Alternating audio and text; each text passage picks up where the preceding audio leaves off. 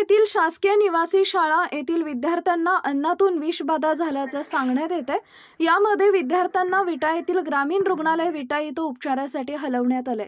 यामध्ये झालंय असं की 52 विद्यार्थ्यांपैकी 23 ते 26 विद्यार्थ्यांना विषबाधा झाल्याचं सांगण्यात येते, परंतु शिक्षकांना एकालाही विषबाधा झाली नाही। यामधून असं स्पष्ट होते की विद्यार्थ्यांचे अन्न वेगळे आणि शिक्षकांचे, असा प्रश्न पालकांना पडलाय।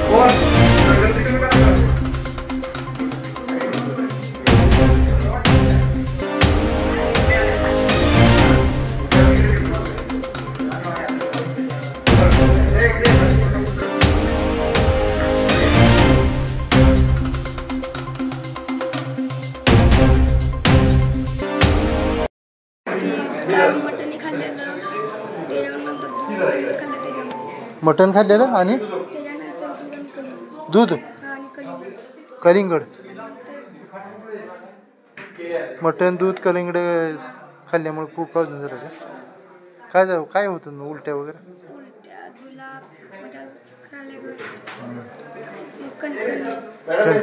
ठीक आहे।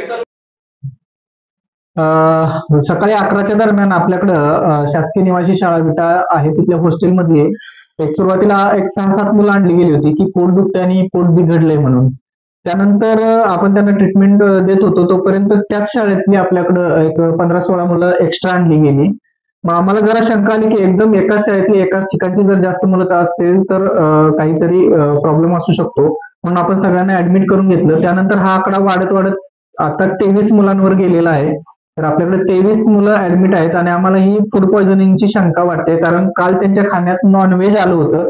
कधी कधी नॉनव्हेज जर पचलं नाही तर अन्न विषबाधा होते, म्हणजे जर अपचन झालं तर अन्न विषबाधा होण्याची शक्यता दाट असते। त्यातला हा प्रकार असण्याची शक्यता आहे। त्यासाठी आपण प्रिकॉशनरी डोस म्हणून त्यांना ऍडमिट करून घेऊन ट्रीटमेंट चालू केलेली आहे।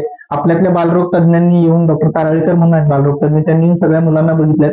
तसेच आपण प्रायव्हेटचे डॉक्टर आलोक नरदे म्हणून आहेत, ते सर पण येऊन सर्व मुलांना बघून गेलेले आहेत।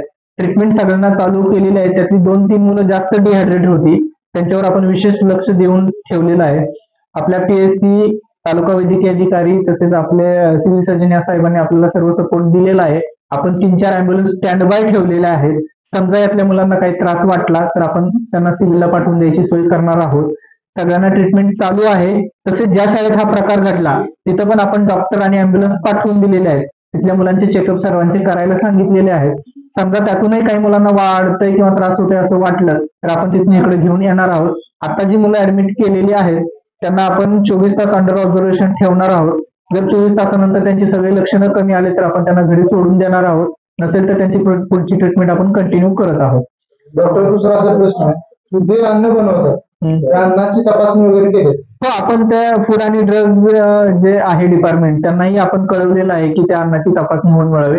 मे बी त्यात जर काही फॉल्ट असेल तरी तो पण आपण त्या दृष्टीनेही तपासणी करतोय। आणि दुसरी गोष्ट, आपण काही मुलांच्या संडासची पण तपासणी, ज्यांना जास्त लूज मोशन आहे त्यांची पण करणार आहोत। ते आपण मला अजून सॅम्पल मिळालेलं नाहीये, पण त्याच्यानुसार आपण कॉलराच्या दृष्टीने पण आपण तपासणी करून घेणार आहोत. मुलांच्या पालकांना कळवले का? नाही, ते आता आम्ही तर अजून तर नाही, पण शाळेतर्फे आम्ही कळवायला सांगितलंय की मुलांच्या पालकांना कळवा म्हणून. कारण कसं आहे, जर कंडिशन सिरियस होत असेल तर त्यांच्या पालकांना माहिती असणं गरजेचं आहे. तर मुख्याध्यापक इथे उपस्थित आहेत. आता आपल्याला समाज कल्याण विभागचे साहेब पण इथं आपल्याला उपस्थित झालेले आहेत. त्यांना पण आम्ही सिरियसनेस सांगितलेला आहे, कंडिशन सगळी एक्सप्लेन केलेली आहेत. सगळे मुलं अंडर ट्रीटमेंट आहेत आणि तरी अजून काही वाटलं तर आम्ही पुढची पण काळजी घेत आहोत. आता ऐकण्यात येते की 2 मुलं सांगितलं पुढे पाठवले. नाही, पाठवायचं आहे असा आमचा विचार चालला होता, पण सध्या ती स्टेबल आहेत आणि आम्ही स्टँड बाय अँब्युलन्स ठेवलेला आहे. गरज लागली तर पाठवणार आहोत असं आहे. मुख्याध्यापक सांगण्यास टाळाटाळ करत आहे, कशामुळे? नाही सर, आता आमचा फक्त ट्रीटमेंटचा भाग येतो, त्याच्यासाठी आम्ही नाही तुम्हाला काय सांगतो. डॉक्टरांचा हा फक्त ट्रीटमेंटचा भाग येतो, बाकीचं तुम्ही शाळेकडून किंवा बाकीच्या विभागाकडून माहिती घेऊ शकता. विटा शासकीय दवाखान्यामध्ये आम्ही आलो असता आमच्या लक्षामध्ये आलं की शासकीय निवास शाळा आहे, त्यामध्ये 52 पट होता. त्यातल्या 23 विद्यार्थ्यांना विषबाधा झाली आहे. विषबाधेचं कारण कशासाठी, त्यासाठी आम्ही सर्व विद्यार्थ्यांची विचारपूस करण्यासाठी शासकीय दवाखान्यामध्ये आलो असता डॉक्टरांना विचारलं, ते मध्ये फूड पॉयझन आहे. ते फूड पॉयझनिंग असतं तर ते सगळ्यांना झालं पाहिजे होतं. ते 52 विद्यार्थी आहे, त्या फक्त 23 विद्यार्थ्यांना 26 विद्यार्थ्यांना फक्त फूड पॉयझनिंग झाले आणि बाकीचे विद्यार्थी अजूनही म्हणजे अत्यवस्थ अवस्थेत आहेत. काही जे फूड कंपनीला दिले टेंडर दिलेलं आहे, ती क्रिस्टल कंपनी आहे, त्या कंपनीला काळे यादीत टाकले पाहिजे किंवा त्या कंपनीचं टेंडर रद्द केलं पाहिजे, ही आमची मागणी आहे. आणि जे काल रात्रीचं अन्न होतं की नॉनव्हेज होतं, ते नॉनव्हेजची टेस्ट झाली पाहिजे. सकाळी जे नाश्ता दिलेला होता विद्यार्थ्यांना, त्या नाश्त्याची टेस्ट झाली पाहिजे. त्यानंतर जे काही रिपोर्ट येईल त्यानंतर त्या कंपनीवरती आणि त्या ठेकेदारावरती कारवाई झाली पाहिजे.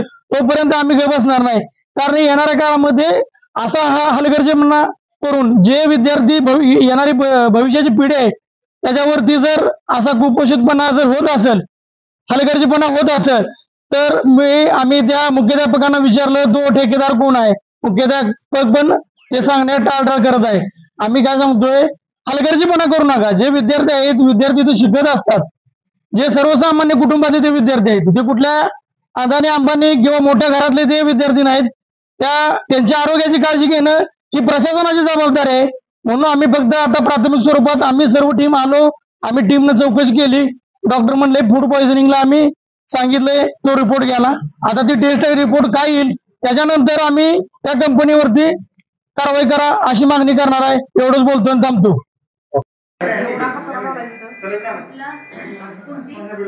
वॉर्डमध्ये